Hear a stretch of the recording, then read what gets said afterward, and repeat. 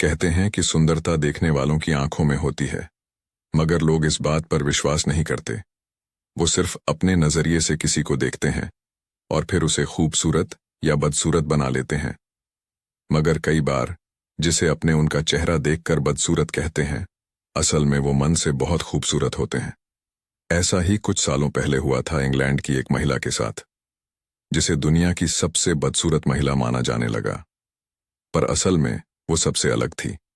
London के न्यूहैम में 1874 को पैदा हुई मैरी एन बीवन का नाम इतिहास के पन्नों में दुनिया की सबसे बदसूरत महिला के नाम से दर्ज है।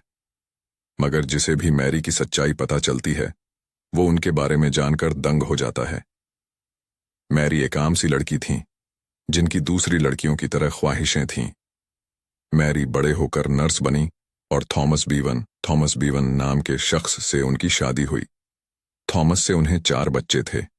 विचित्र बीमारी से ग्रसित थी महिला शादी के कुछ ही साल बाद उनकी तबीयत बिगड़ने लगी।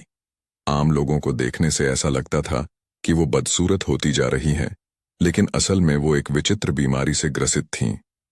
उन्हें एक्रोमेगाले नाम की एक बीमारी हो चुकी थी, जिसमें शरीर ज्यादा से ज्यादा ग्रोथ हार्मोन प्रोड्यूस करने लगता है। इस बीमारी के कारण उनके चेहरे की बनावट ही पूरी तरह से बदल गई। उनका चेहरा मर्दों जैसा लगने लगा और उस पर दाढ़ी जैसे बाल आने लगे। बीमारी के कारण उनकी मांसपेशियां बहुत दर्द होती थीं और माइग्रेन का दर्द सिर में उठता था। बनी दुनिया की सबसे बदसूरत महिला, शादी के 11 साल बाद उनके पति की मौत हो गई और घर चलाने की पूरी जिम्मेदारी उनके ऊपर आ गई। जैसे जैसे उनकी फाइनेंशियल कंडीशन खराब हुई, वैसे वैसे उनकी लाचारी भी बढ़ती गई। तब पैसे कमाने के लिए उन्होंने 1920 के दशक में दुनिया की सबसे बदसूरत महिला कंपटीशन में भाग लिया। उन्हें यकीन था कि वो जीत जाएंगी और जीतने वाले को पैसे मिलेंगे।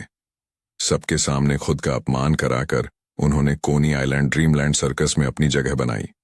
लोग सर्कस में उन्हें देखकर हंसने के लिए आते थे।